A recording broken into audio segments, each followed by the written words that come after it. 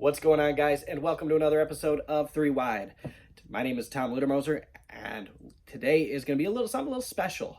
So I'm going to do a series, playlist called My Top 5. It's going to be most of these are going to be my opinions, and eventually I do want to get these videos, get your guys' opinions on some of these before I make the videos. So if you follow my Instagram, follow my Facebook page, excuse me, I'd love to get your guys' opinions. I'm going to do my top 5 and then your guys' top 5.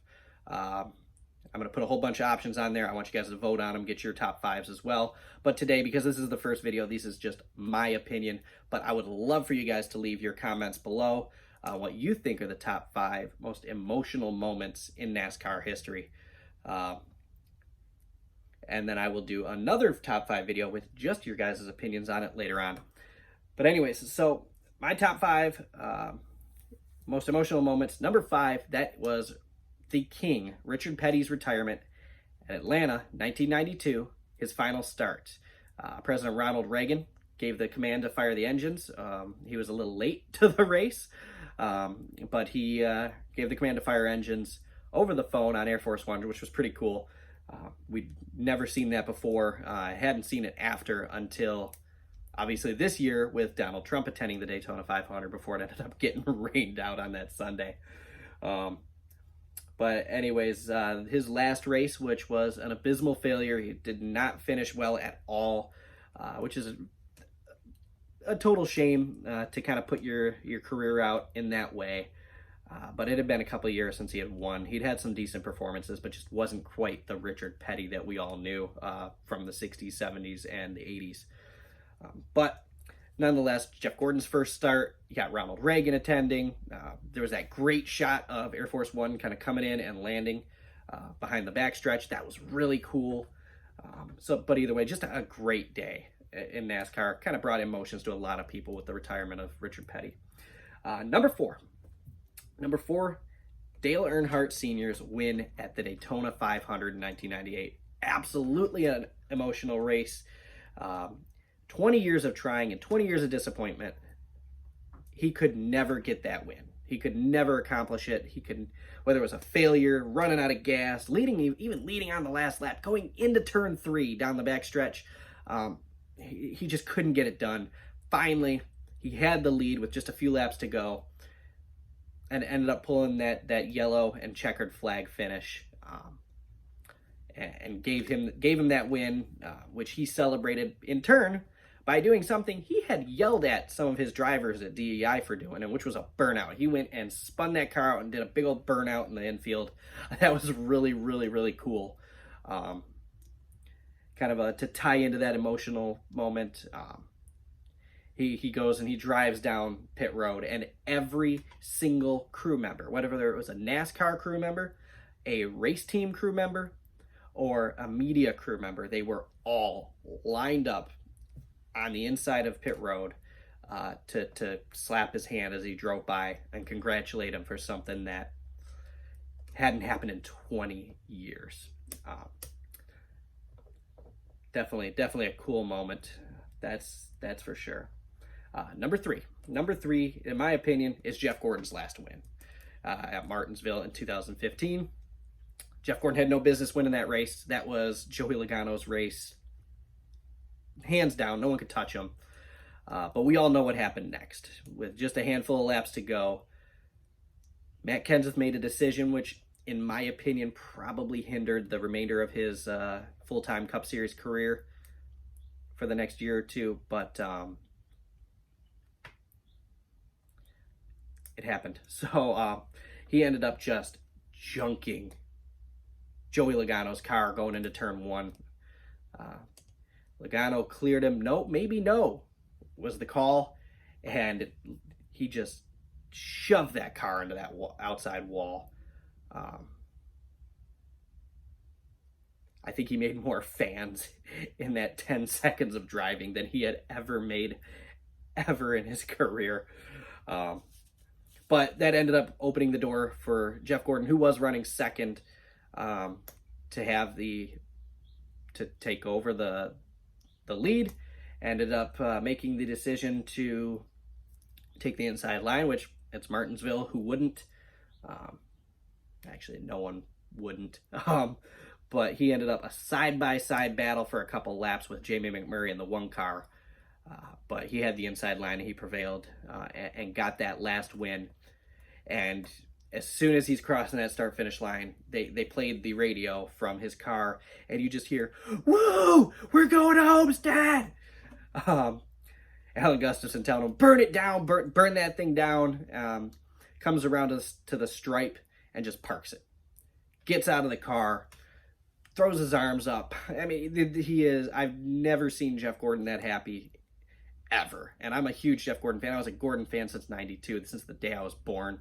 I have, out of all my NASCAR collection, I have a Jeff Gordon section.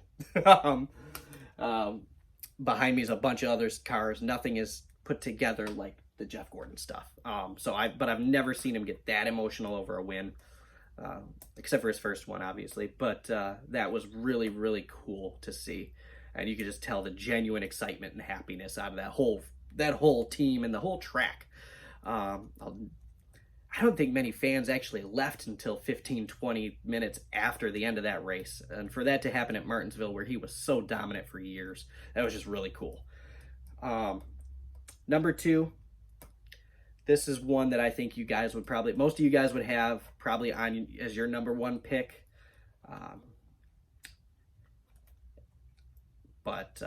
And this is probably one of the most emotional, but I just chose it as number 2. And you'll kind of see why here in a second. But that was the loss of Dale Earnhardt. I was about 8 years old. 7 years old. I was 7 years old. I wasn't even 8 yet. I watched that race. I watched him hit the wall. We all no one cared. It was a wreck. And at the end of the Daytona 500, it's happened a million times. Remember, this is the guy that rolled over his car, had them duct tape the deck lid back onto it, and continued racing. But anyways, so, I mean, no one really thought anything of it. Michael Waltrip won his Daytona 500. Dale Earnhardt Jr. second.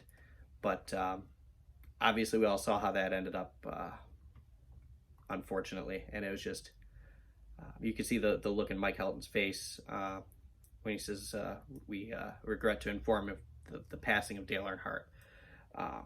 Just not a happy day. I was, like I said, I was 7. I was too young to really understand it. But, it is what it is. Number 1, the most emotional, in my opinion, the most emotional moment in NASCAR history, at least in my opinion. I watched this one as well. And that would be Dale Earnhardt Jr., just a couple months later, going on with lessons learned from his father to go from 6th to 1st, won at Daytona, at the place that took his father just a few months earlier. And you can hear the genuine joy and excitement and happiness in everybody in the broadcast booth. When he goes across the start-finish line, you just get that, yes! I paid attention, but I can't remember who said yes like that, but it was just, nonetheless, it was one of the coolest things ever. I watched this one too. It was a great race. He got mired back, bad pit calls, and just ended up coming back up front and then winning that race. Kind of cemented him as being as good, if not better, on restrictor plate tracks than his dad was. He learned from his dad and then learned new things along the way, which was really cool.